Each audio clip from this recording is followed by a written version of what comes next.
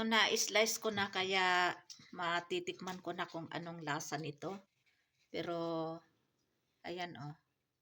Soft siya, soft. Ayan.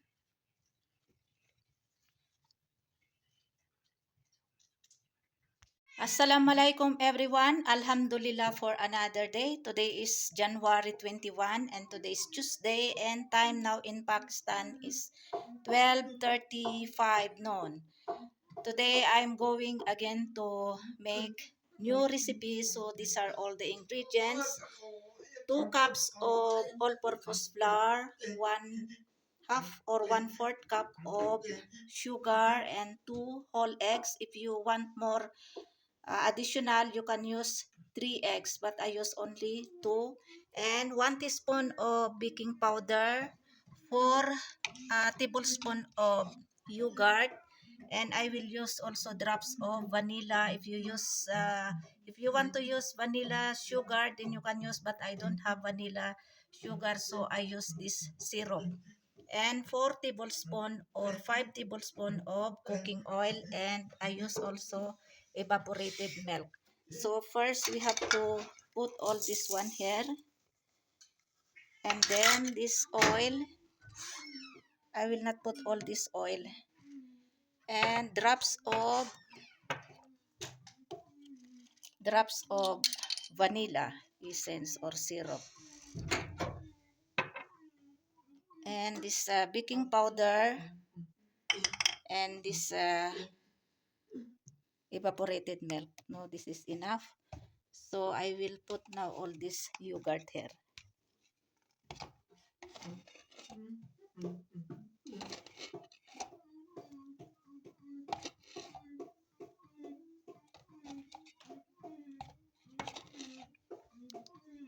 Now we have to mix all together these ingredients.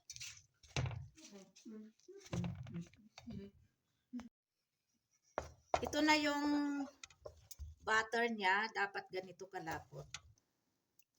So ito, naglagay na ako ng oil dito, pinahiran ko ng oil, din nilagyan ko ng baking powder. So next ay ibuhos natin ito, yung kalahati ibuhos natin.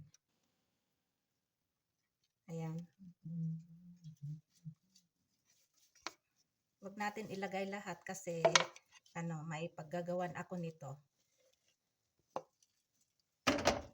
And then ganyan-ganyan natin. Ihalo natin.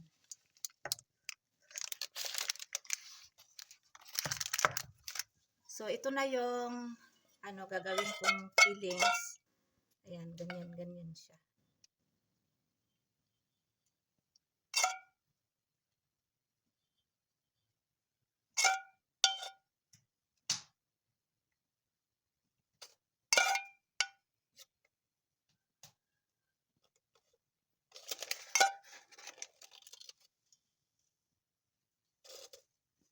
And then next, we have to pour again this one. Ibuhos natin ito lahat. Gawa tayo ng fillings o kaya yung palaman sa center. Ito yung 1 tablespoon na cocoa powder, 1 tablespoon na all-purpose flour, 2 tablespoon ng sugar. So dagdagan natin ito ng 1/2 cup of water. Now, natin, i-turn on natin ang flame. And then, lutuin natin ito. Yung katamtaman lang ang lapot niya. Hindi masyado basa, hindi masyado malapot. Katamtaman lang. Kasi hindi ito icing, yung pampalaman ko lang. Parang siya, parang jam ang labas nito. Ayan.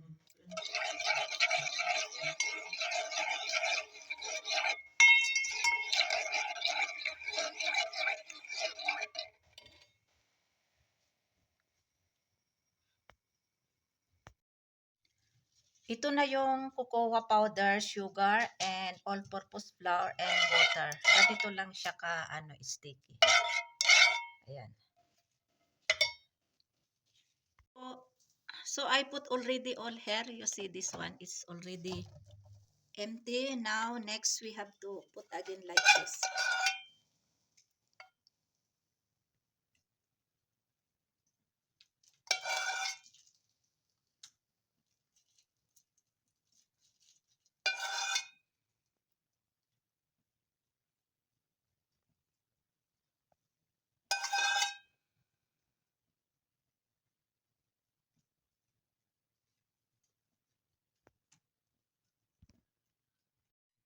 I-leave ko muna ito ng 30 minutes kasi busy pa ako.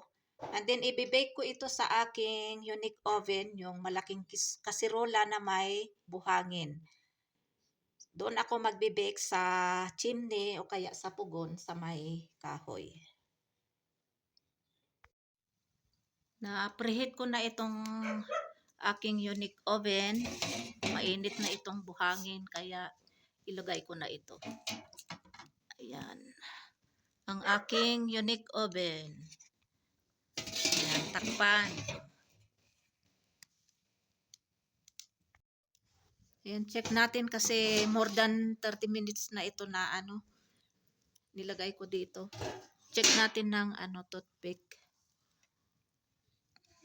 Ayan. Ayan, luto na. Oh. Hindi nabasa. So, tanggalin ko na ito. Kasi baka masunog. Ito nilagay ko na sa malaking bandihado. So, ayan, i-slice natin ang cake para matikman natin kung anong lasa nitong aking recipe ngayon. Ayan.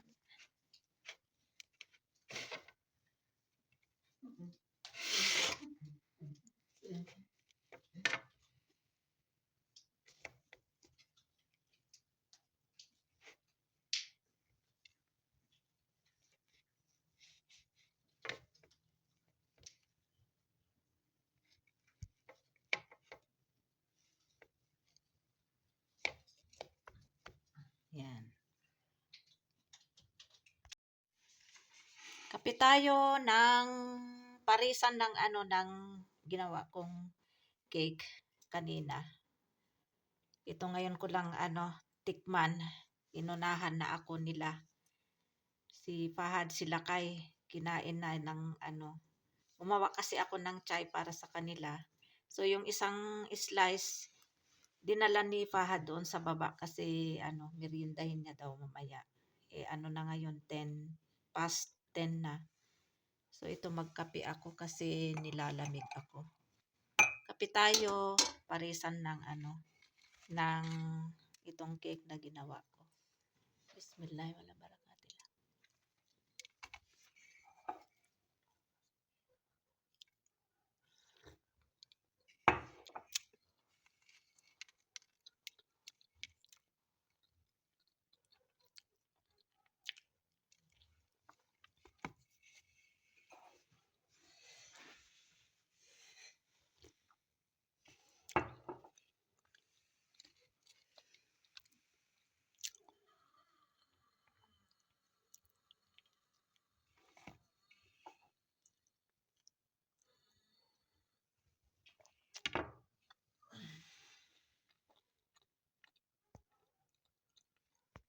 Kain lang na.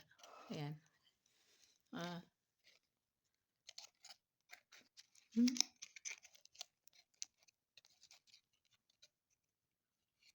Gusto niya kumain. Kasi minsan ayaw niya ng yung mga matatamis.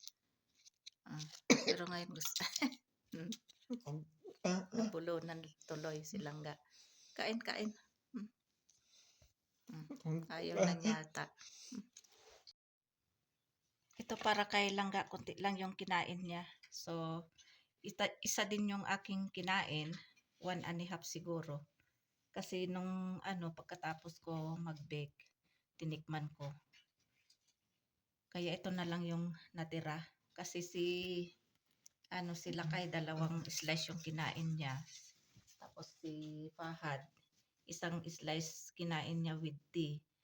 And then, binaon niya yung isa doon sa baba. Ang extra ay lahat kay Fatma. Marami siyang kinain.